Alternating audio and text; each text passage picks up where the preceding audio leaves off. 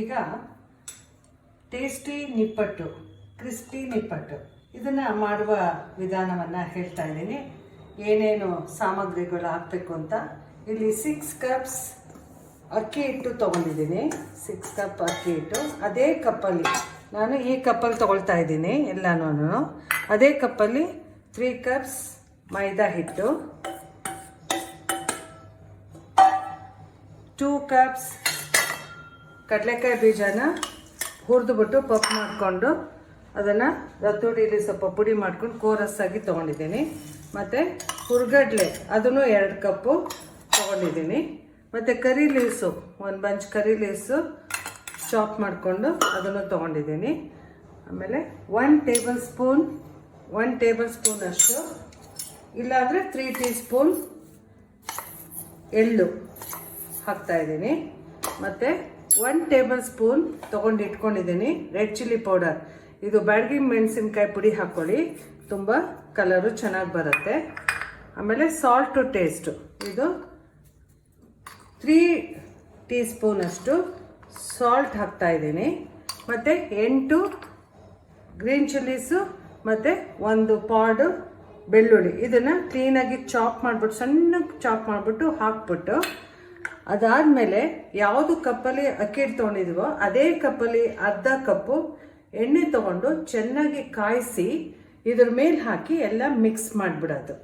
ಆವಾಗ ನಿಪ್ಪಟ್ಟು ಮಾಡೋದಕ್ಕೆ ರೆಡಿಯಾಗಿರುತ್ತೆ.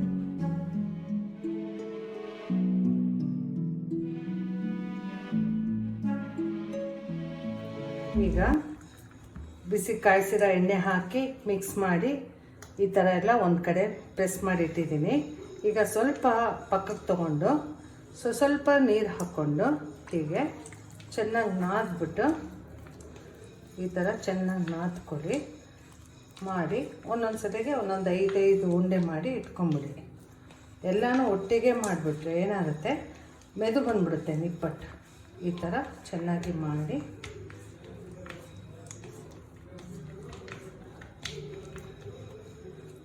ಈ ಥರ ಬಾಲ್ ಮಾಡ್ಕೋಬೇಕು. 11 ಸೈಜ್ ಬಾಲ್ ಮಾಡ್ಕೊಳ್ಳಿ.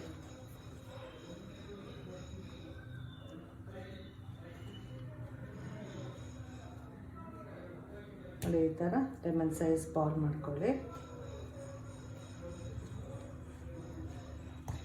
ಈಗ ನಿಮಗೆ 4 ಬಾಲ್ ಮಾಡಿಬಿಟ್ಟು ಫ್ರೈ ಮಾಡೋದು ಕೂಡ ತೋರಿಸ್ತೀನಿ. ಈಗ 11 ಸೈಜ್ ಬಾಲ್ ಮಾಡ್ಕೊಂಡಿದ್ದೇನಲ್ಲ, ಪ್ರೆಸ್ಸಿಂಗ್ ಮಿಷಿನ್ ನಿಮ್ಮ ಮನೇಲಿದ್ದರೆ ಪ್ರೆಸ್ಸಿಂಗ್ ಮಿಷಿನಲ್ಲಿ ಹೀಗೆ ಒಂದು ಎಣ್ಣೆ ಶೀಟ್ ಹಾಕ್ಕೊಂಬಿಟ್ಟು ಈ ಥರ ಪ್ರೆಸ್ ಮಾಡಿ ನೋಡಿ, ಈಗ ಈ ಥರ ಒಂದೊಂದೇ ಎಣ್ಣೆಗೆ ಬಿಡಬೇಕು. ಒಂದ್ಸರಿ ನೀವು 5 ನಿಪ್ಪಟ್ಟು ಎಣ್ಣೆಲಿ ಬಿಡಬೇಕು.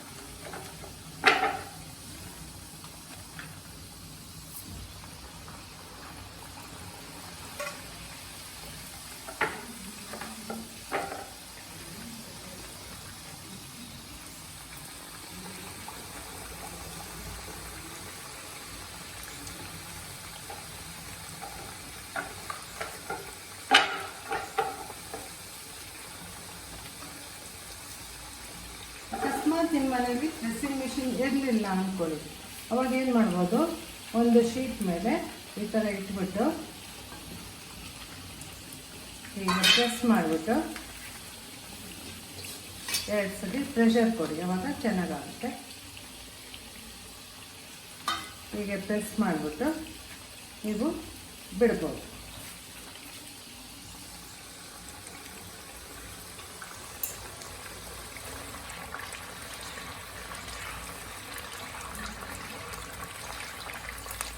ಈಗ ಒಂದು ಸೈಡ್ ಆಗಿದೆ, ಇನ್ನೊಂದು ಕಡೆ ತಿರುವಾಕಿ ಈ ಬಣ್ಣ ಬಂದ ತಕ್ಷಣ ಇದು ನೋಡಿ ಆಗಿದೆ ಅಂತ. ಸೊ ಈಗ ನಿಪ್ಪಟ್ಟು ರೆಡಿ ಇದೆ, ರುಚಿಕರವಾದ ನಿಪ್ಪಟ್ಟು. ಈಗ ಚೆನ್ನಾಗಿ ಫ್ರೈಯೂ ಆಗಿದೆ, ರುಚಿಕರವಾಗೂ ಇರುತ್ತೆ. ಕಲರ್ ನೋಡಿ ಎಷ್ಟು ತುಂಬ ಚೆನ್ನಾಗಿದೆ, ತುಂಬ ಕ್ರಿಸ್ಪಾಗಿ ಕೂಡ ಇರುತ್ತೆ.